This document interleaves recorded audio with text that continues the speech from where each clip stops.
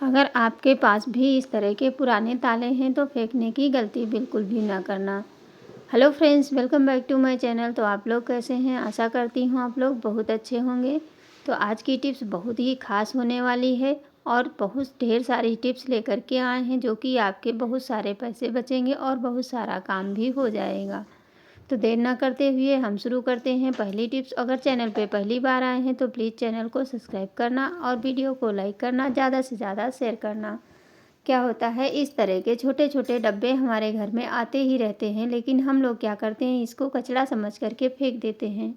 लेकिन ये हमारे बहुत सारे पैसे बचाने वाला है। तो इस तरह से पहले तो हम एक कट लगा देंगे, इस तरह से इसको पूरा काट लेंगे और काटने के बाद में आगे देखते हैं। देखिए इस तरह से इसमें एक कट लगा देना है लंबा लंबा, और उसके बाद में हम इसको कहाँ पे यूज करेंगे, इस तरह से इसको खोल लीजिए।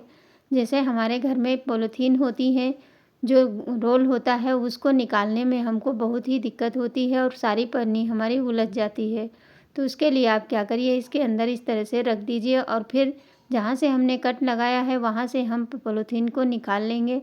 और निकालने के बाद में इसको हम अच्छे से, पहले तो पूरी पन्नी को निकाल लेते हैं इस तरह से पूरी।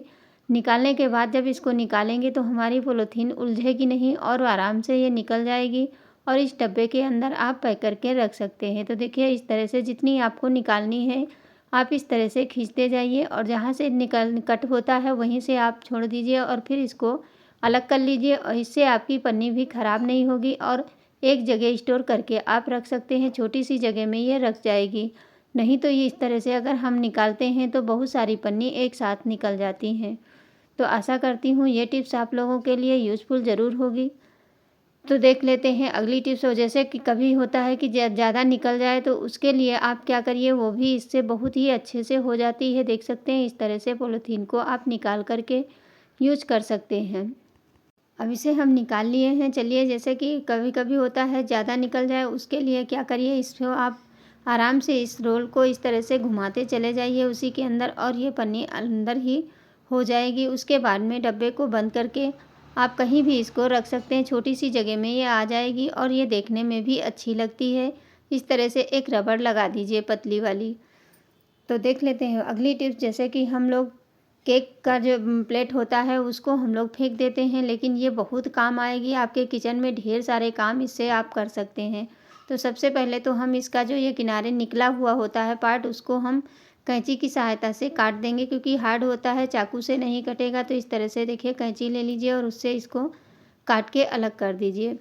उसके बाद में हम इसको कहाँ पे यूज़ करेंगे वो भी आप लोग एंड तक ज़रूर देखिए, ये बहुत ही काम का है। एक ले लीजिए फॉइल पेपर, इस तरह से फॉइल पेपर के इसी के नाप से हमें इसे काट लेना है।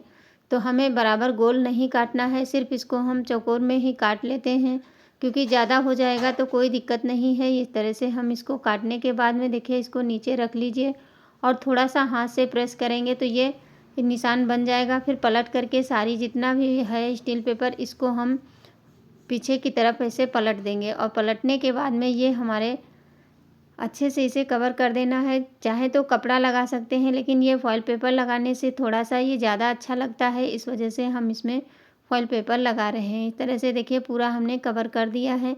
उसके बाद में चलिए इसका देख लेते हैं यूज़ कहाँ पे करना है और किस तरह से करना है, इससे हमारा कौन कौन सा काम हो सकता है। तो देखिए ये सभी के साथ में होता है। जैसे कि किचन में हम जब हमारे पास स्टैंड नहीं होता है और कोई भी बर्तन होता है गरम, ज़्यादा गरम होता है, उसको डायरेक्ट अगर हम शेल्फ पे रख देते हैं तो हमारा जो पत्थर है वो चटकने का डर रहता है। इस वजह से आप इसके ऊपर गरम बर्तन रख सकते हैं, जैसे कुकर हो गया, भगोना हो गया, या कढ़ाई हमारी बहुत ज़्यादा गर्म होती है, उसको भी आप इस तरह से इसके ऊपर रख सकते हैं। अगला यूज इसका कहाँ पे करेंगे हम, जैसे कि कभी कभी होता है सभी के घर में खलबट्टा होता है, उसमें हम कोई चीज़ कूटते हैं तो जो शेल्फ होता है वो टूटने का खतरा बढ़ जाता है। तो इस तरह से देखिए हम थोड़ा सा मसाला कूट करके दिखा रहे हैं। आप कोई भी चीज़ उसमें खलबट्टे में कूटते हैं तो उससे हमारा शेल्फ पे बहुत ज़्यादा असर आता है और बहुत तेज़ से आवाज़ भी आती है खटखट की।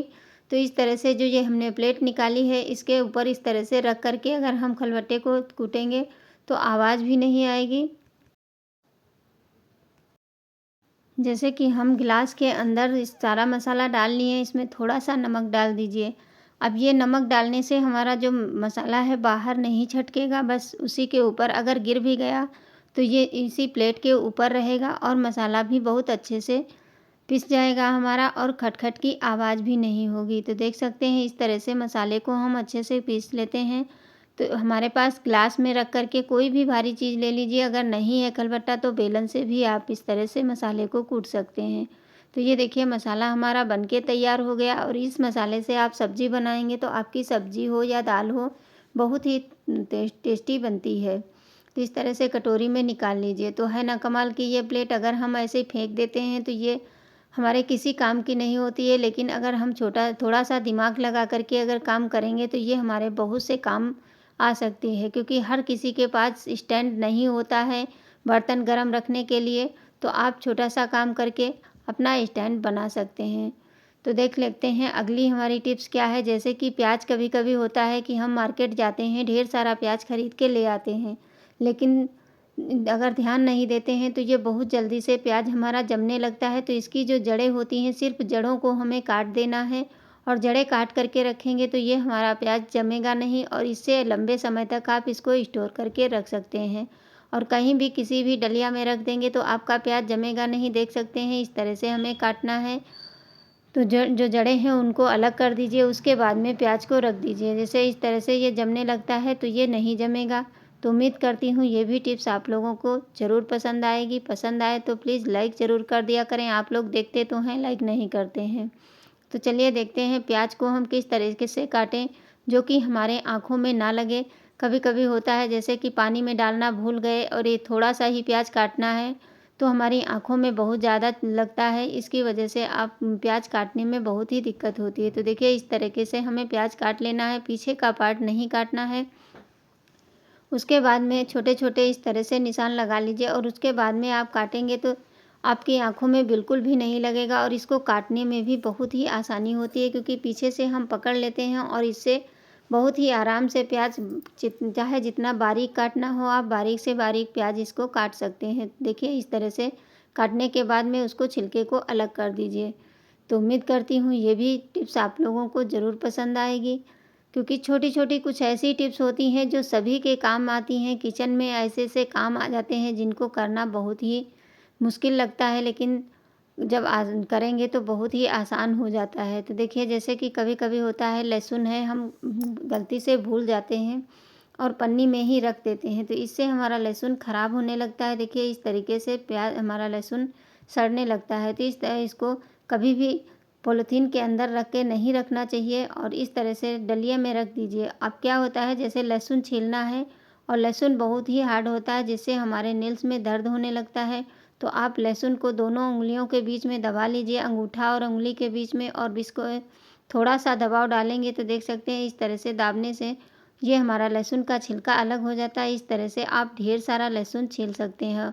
वैसे तो हमने कई सारी टिप्स आप लोगों के साथ में शेयर की है लहसुन छीलने की, लेकिन ये वाली टिप्स हमको सबसे ज़्यादा अच्छी लगी। तो उम्मीद करती हूँ आप लोगों को भी ये ज़रूर पसंद आएगी। इस तरह से जैसे ही लहसुन को दबाएंगे तो अपने आप ही पूरा छिलका निकल जाता है बहुत ही आसानी से। देखिए कितना भी लहसुन छीलना हो आप ढेर से लहसुन छील सकते हैं। तो देख लेते हैं जैसे कि कभी कभी हमारे सभी के साथ में ऐसा होता है, इस तरह के ताले जो होते हैं ख़राब हो जाते हैं तो हम इनको फेंक देते हैं, लेकिन ये हमारे बहुत सारे काम आएगा, बहुत सारे पैसे भी बचेंगे। जैसे कि हम लोगों के पास में ये अगरबत्ती जलाते हैं, लेकिन स्टैंड हर किसी के पास में नहीं होता है। कभी कभी होता है कि स्टैंड नहीं है तो उस समय पे आप इस तरह से जब भी अगरबत्ती लगानी हो तो जो ख़राब ताले पड़े हैं आप उसमें इस तरह से लगा करके रख देंगे तो ये कि स्टैंड का काम करता है। और इसमें आप देखिए इस तरह से ये अगरबत्ती जलती भी रहेगी और एक जगह टिकी रहेगी। तो जैसे चाकू हमारा होता है, किसी का भी चाकू हो, अगर धार नहीं है और धार लगवाने हम नहीं जा पा रहे हैं तो इस तरह से सेल्फ के ऊपर सिर्फ इसे हमें रगड़ना है। इस तरह से हमारी धार लग जाती है। बहुत अच्छे से काम करता है ये, बहुत अच्छे से वर्क करता है। अच्छी लगे तो प्लीज़ लाइक करना, शेयर करना। Thanks for watching. धन्यवाद।